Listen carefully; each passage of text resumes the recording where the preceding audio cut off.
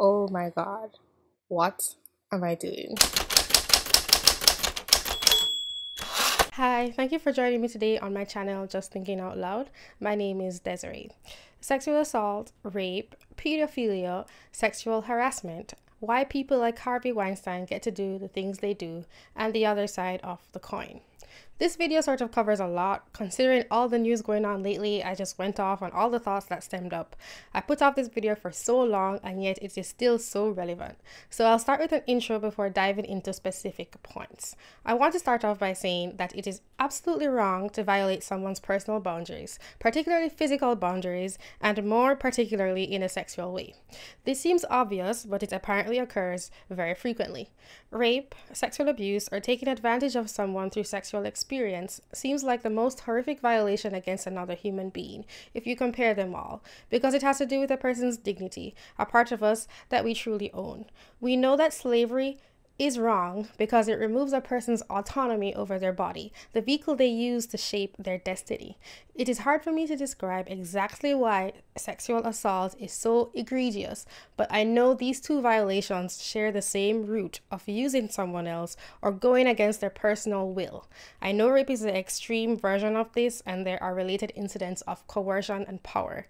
Other than physical force, when two people are not meeting as equals, the mental affirmation of consent is not always clear, although my saying that is not to remove the agency or personal responsibility of both parties. It is also wrong to be accused of committing such serious acts if you didn't do them, or to exaggerate normal human interaction to create victims.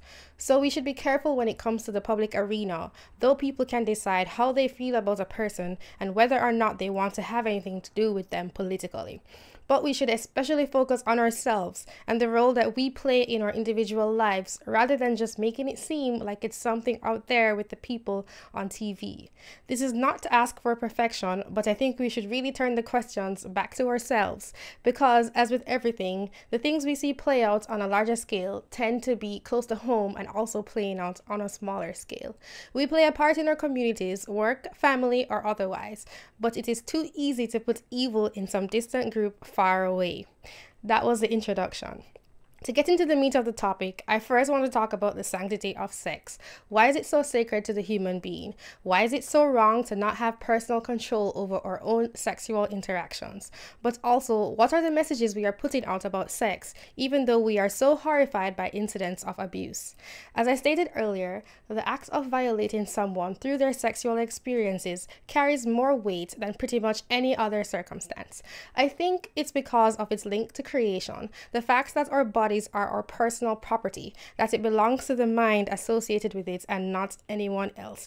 This is something we have established in many of our societies at the root of abolition movements. By the way, this moral principle had to be fought for in many places around the world, so it's not a given that we respected that about each other in the past. And also, because sexuality is very personal, it is generally explored in a state of vulnerability, and what we do with it shapes our lives. For example, we could have a baby. It is almost a violation of our reason for being, the source of bringing new life into the world, how we recreate ourselves. You don't have to agree with those sentimental descriptions, but to everyone, our sexual parts are a pretty sacred place of the body, and we should be the gatekeeper to them, not anybody else. It is obviously not just physical, but a strong psychological access point into our psyche.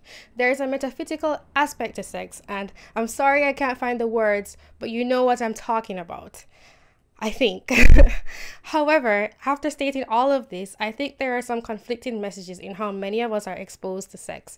If it is something to be so cherished, why do we have such a casual relationship to it? And how do we expect this to not influence others, especially others who may not have the same control of an upstanding citizen due to psychological issues, or people who are straight up predators? You may say they would do it anyway, but I strongly believe culture influences how persons behave in society, and whether or not they are willing to take a risk, to take out some urge in some particular way. I'm thinking of movies like American Pie, or music like dancehall or hip-hop, not all, that show an irreverence. And irreverence can sometimes be good to counter stifling and uptightness, but oftentimes it is downright degradation that we go along with. I remember I was at a party at my college, and some guy was on stage on the mic going, like, I don't want to say it. suck my you know what, bi you know what. And he was just saying it over and over and over again in plain English to this beat, and they were calling it music. And all of these college people were like bobbing their heads, just bobbing along like it was some sick rhythm, like it was the sickest rhythm them ever did hear. I was so horrified, I considered going up there and telling him to stop. I think now maybe I was just hearing the wrong thing, but he said it so many times, I'm pretty sure I was hearing it right. I think there's something weird going on in society. I'm going to come off as socially conservative. Maybe I am. I don't think so. Maybe a little bit.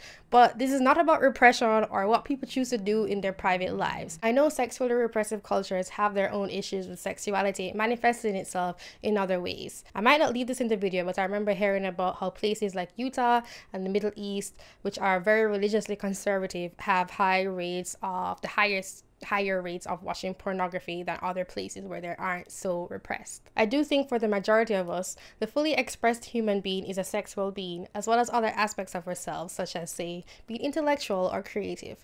But I definitely notice a relationship to sex that is very casual. So we are upset when we see it treated as something transactional. Say a woman trades her body for status. But aren't we reinforcing this view of it in many ways?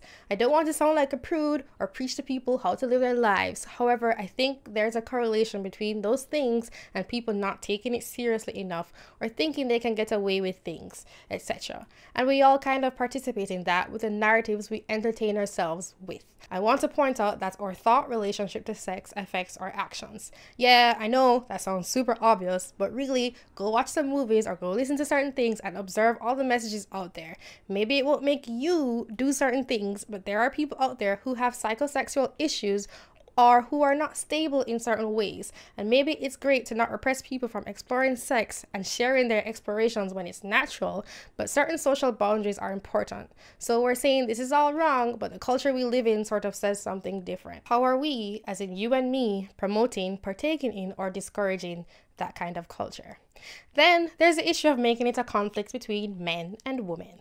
Men and boys, as in children, are also victims of sexual abuse. I definitely acknowledge that in general, men tend to be more powerful physically and also oftentimes in the corporate world have more power.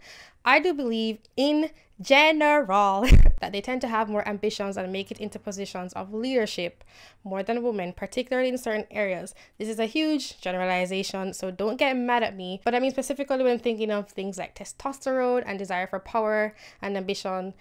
Men tend to go towards those things, so they tend to be in those positions more often, not because someone's holding women back. So this is not to deny the great correlation of instances where someone is more likely to be coerced, being linked to gender. But all human suffering is valid, not to be weighed and measured against another's, but each person's should be acknowledged and encouraged to be processed, so that persons don't continue the cycle. And both men and women are involved in this. This is why rape or sexual assault or sexual harassment should not be framed as a man violating a woman, but a person violating another person.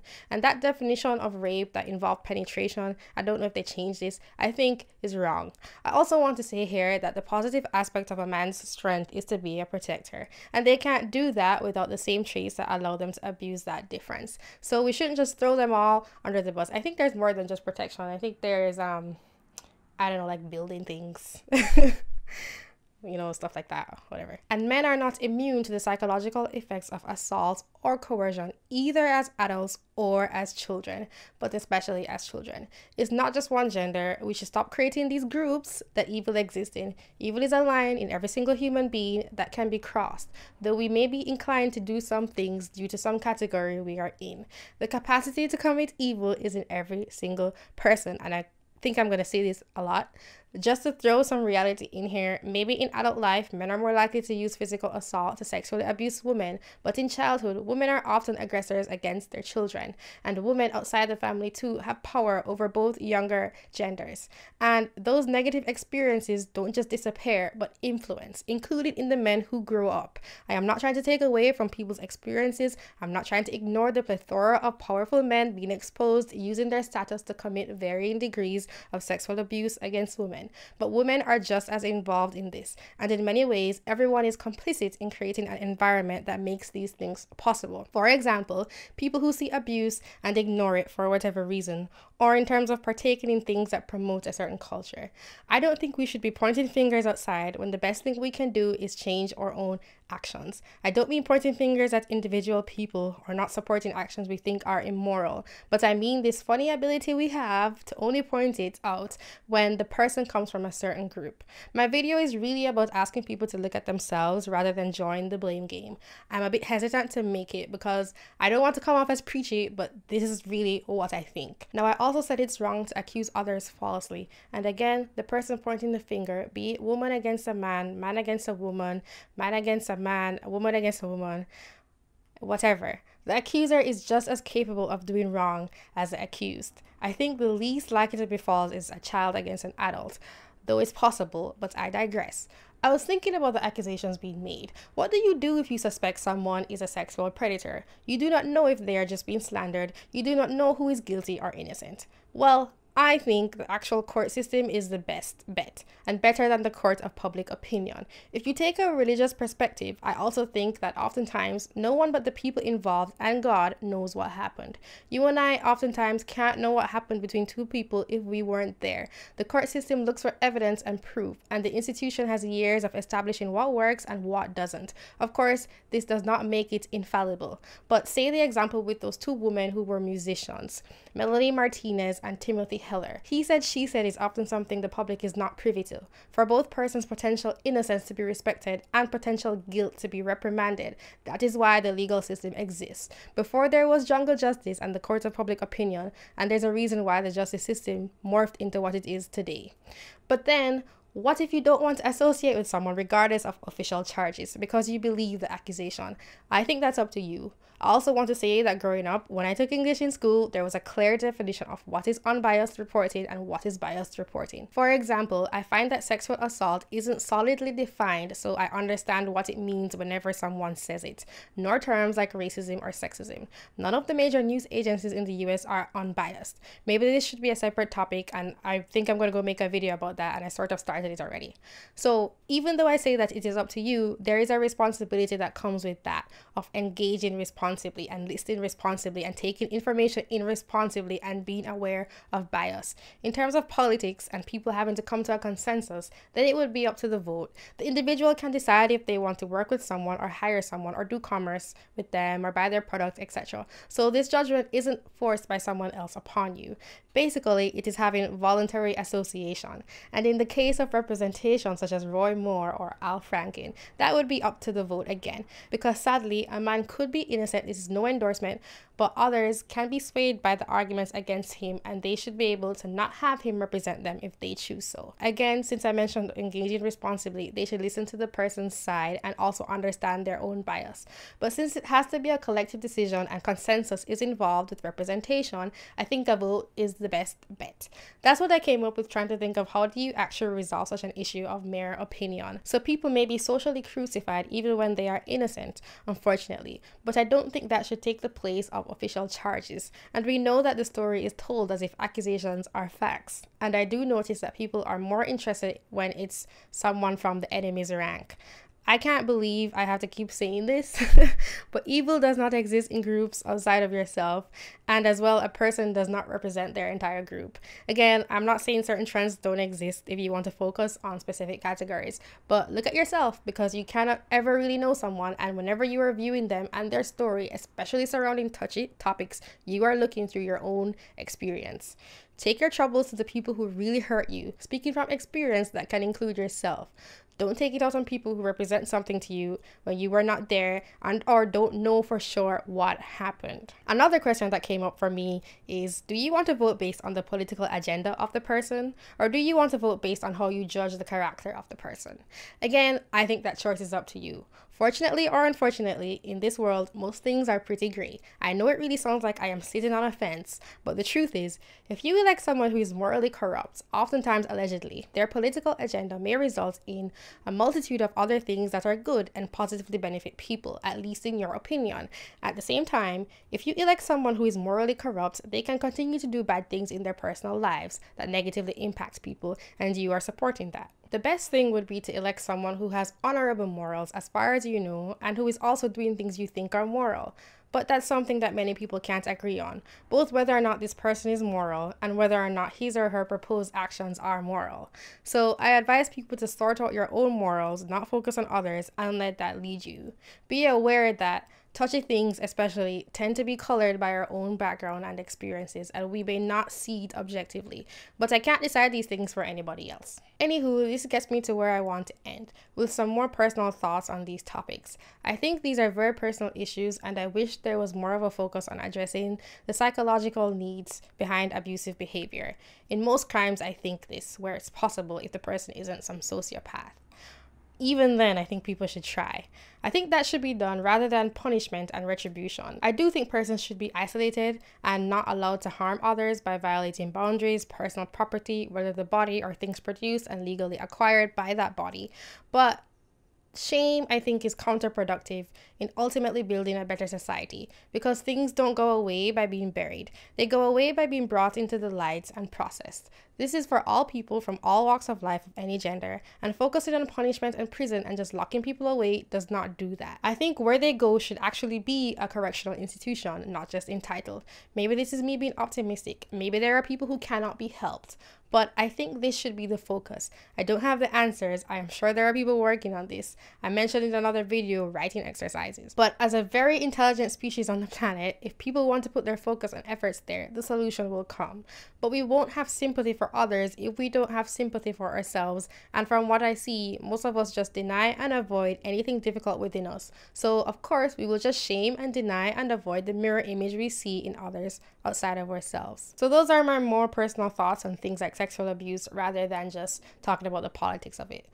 But as a footnote, this may seem unrelated, but I really wanted to talk about this issue with this guy called Amos Yee, and he was advocating for the rights of a child to accept sexual touch by an adult. He was advocating for children's rights by saying that children should have the right to consent to being touched sexually. To apply logic, a child is not an adult and cannot make that decision with full knowledge of what is occurring.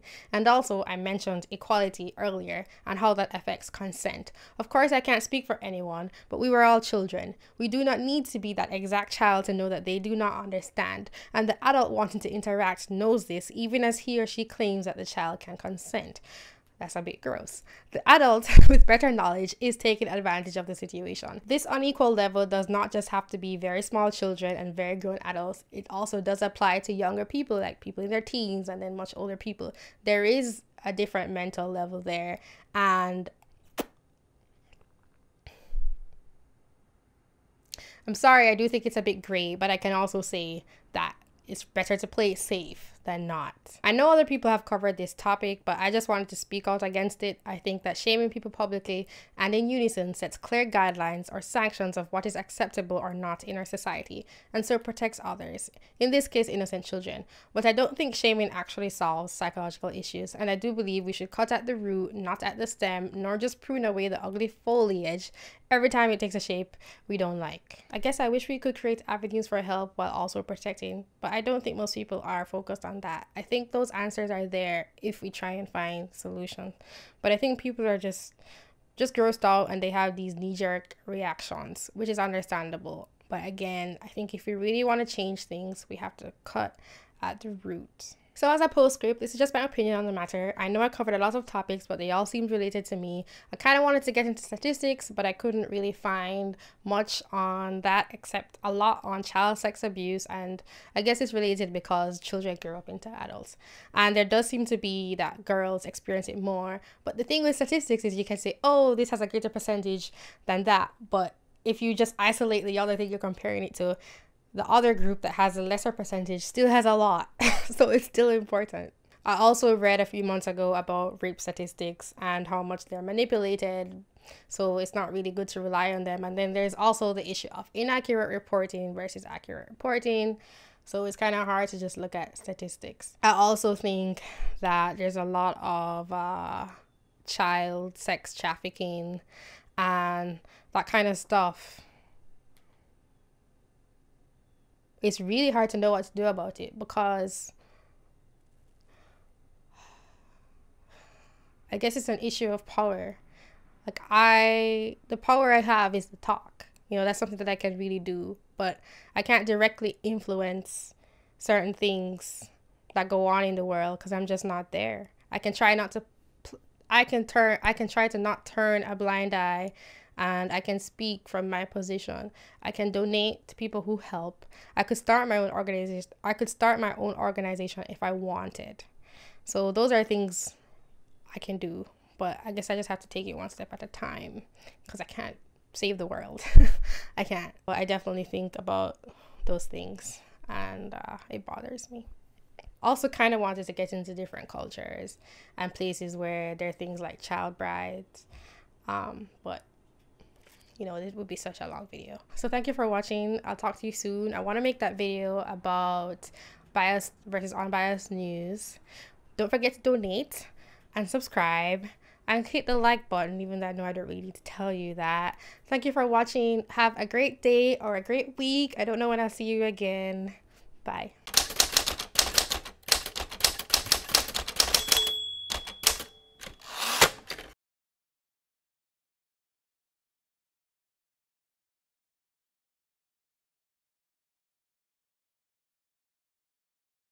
I cut my finger peeling apples and making applesauce and apple pie. So exciting.